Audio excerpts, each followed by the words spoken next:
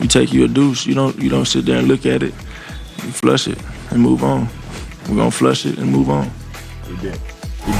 Yo, you don't wear that unless you think you're gonna win. You don't come that fresh. He was gonna win. Okay, let's not game. go there first. First and foremost, we got to introduce. We're joined by blah blah blah. Anyway, Sanchez. joined by my dog, Mark Sanchez. Y'all know who he is. He doesn't need an introduction. Are you concerned about Jalen Hurts after the loss last night? God, I'm torn right now, and Acho hates when I'm torn because I want to do my job as a broadcaster, but before I'm a broadcaster, I'm a person. Yes, I am a human being. And the human side of me, Acho always says is pretty heartless. I'm going to tell Jalen what he needs to hear.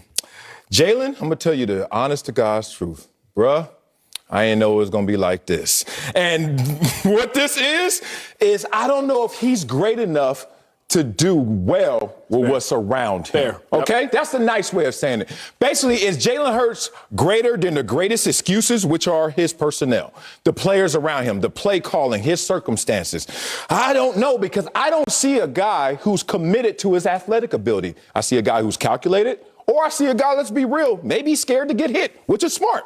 Also, I see a guy who has a lower ceiling in terms of absolute potential than I thought before.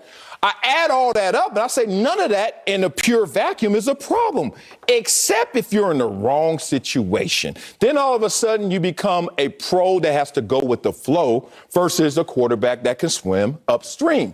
I don't see it in Jalen Hurts to swim upstream against all of these variables that are against him. We talked about the offensive line. We talked about the injuries on the defensive side. We talk about some of the issues they have in personnel. But wow, here's my biggest issue. Jalen knows this, too, and I can tell by his demeanor. I can tell by his decorum. I can tell by how he dressed. I can tell by everything. He's trying to be cool, calm, and collected, even kill, right? Here's the problem. When you ain't killing nothing, don't be even, bro. I need you to be hot. I need you to be cold. That's a bar. Hey, that's a bar. When you my teammate and my quarterback and you being even kill and we getting smashed, they taking squats on us, I need a little more out of you. So all I'm saying is I was torn because I love me some Jalen Hurts, but it's time to remix who you are, big dog, or else this is going to go down. Hold. I mean, my man's a young pup still, He is okay? fast. He is the youngest. What, 6 games in, really? Yeah, I mean, he watched a bunch, but he only played 3 last year. He's played 3 this year. Here's all I'm going to say. I think he has the talent. I think there's some serious holes around him. He's going to need a lot of help, right? Just like young players in general. Look at all the rookie players, all the rookie quarterbacks. 9 interceptions, 2 touchdowns last week, 0-4 last week. All these young guys, you got to take your lumps now. It's not easy. Here's what I saw on those 2 interceptions. There's 3 reasons for throwing a pick, okay? Bad decision, you force a ball downfield. Yes, sir. Been there, done that, it sucks. Everybody knows, usually. Why'd you throw into the defensive team meeting? Stop doing that. Got it, coach, thanks. Number 2, bad throw, physical mistake. I just missed. My mechanics were off, something was off, I stepped the wrong way, I was trying to do a little too much, boom, I missed the throw. The third reason is a really good, spectacular, type play from a defense that's highlight worthy through the week. The 2 interceptions that he threw are completely fixable. That's why I don't hit the panic button on him yet. It's what he did on that deep ball, he underthrew it. He missed. It was a physical mistake. That's it. Everything leading up to that, I loved. He recognized the coverage. He knew I had one-on-one. Boom, I got a go ball, but who do I have to be aware of? That deep safety. I'm going to look him to the left. Boom, I'll hold him for a second, come back and throw it. Then he just flubbed the throw. The other one was the quick game to the left.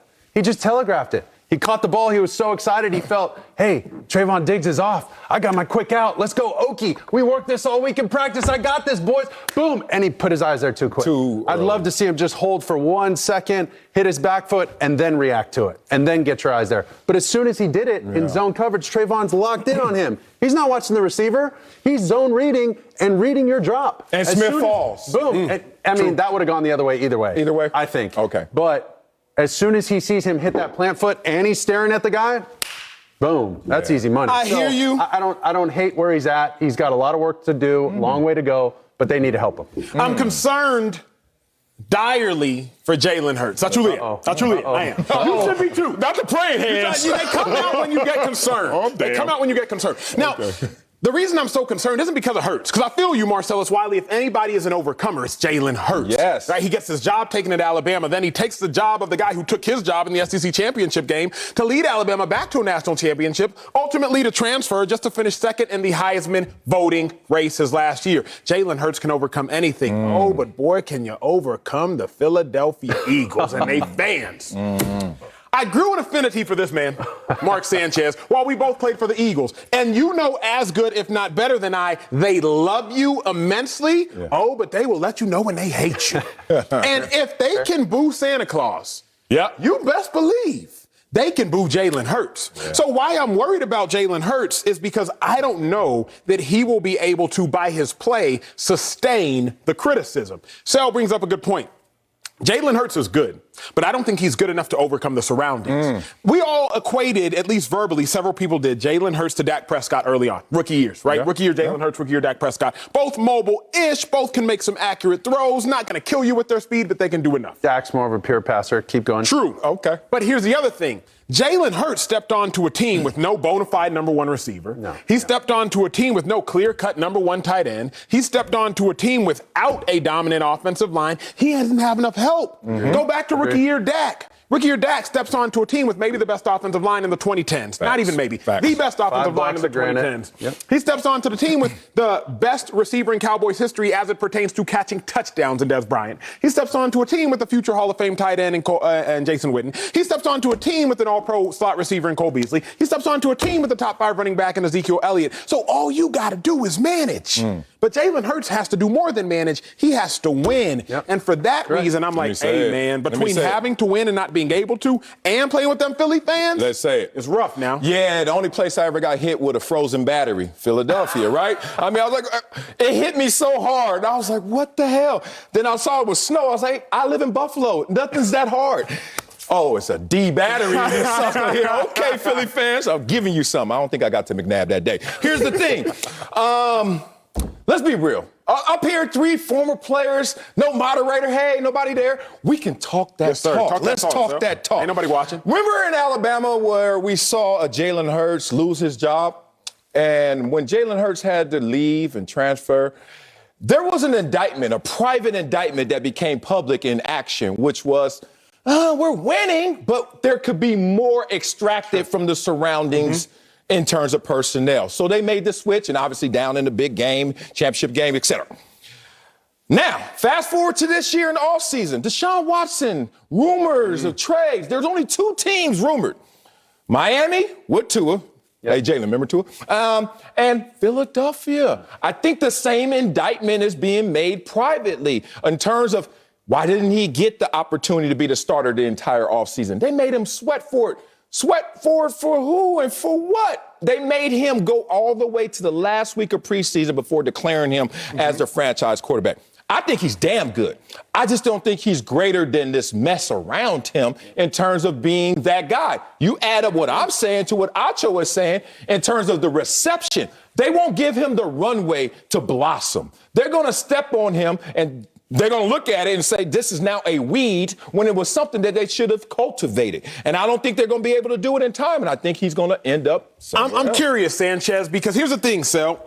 I gotta pause. You want to hear hyperbole because sometimes we'll run with it. You said he's dang good, Jalen Hurts. I think he's damn good. He is good. He's solid. He can manage it. He can have a couple splash I didn't say plays, great. I said damn good. I don't know if he's like a guy who's ever going to crack the top 10, top 12, top 15 maybe. So he's right there in the middle of the pack. If he eliminates 2 mistakes last night, he plays solid and the game's within reach. But he's not going to be that guy that Dak has shown First to be. 2 picks last night. You act like that happens every week. Here's the issue.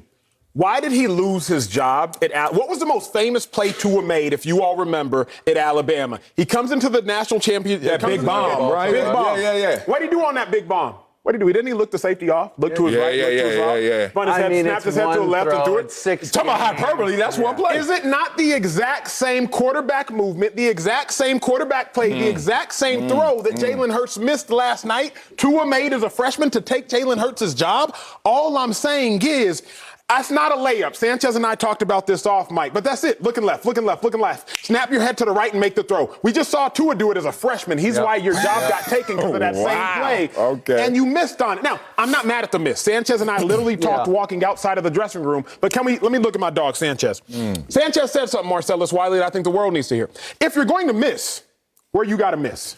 Over his shoulder long. You got to miss long and outside. You can't Long miss and short and inside. But you will miss short and inside at times, but you shouldn't. You really should. I mean, that's like the cardinal sin unless you're going to get – that was so short that his guy couldn't even come back and like, play it wasn't defense. even a jump ball. Facts, You know what I'm saying? That was – Facts. I understand where you're going. It was an egregious miss. So the only thing I'm saying, kind of in my final thought is, if we have concluded that he's a top 12 to 15 quarterback, I hate putting ceilings on guys because people always put ceilings on me. But if we're just going to analytically look at it, take the emotion out of it, Jalen Hurts, we all love you. If we assume you're a top 12 to 15 quarterback, you can't win a Super Bowl with that. Well, I don't.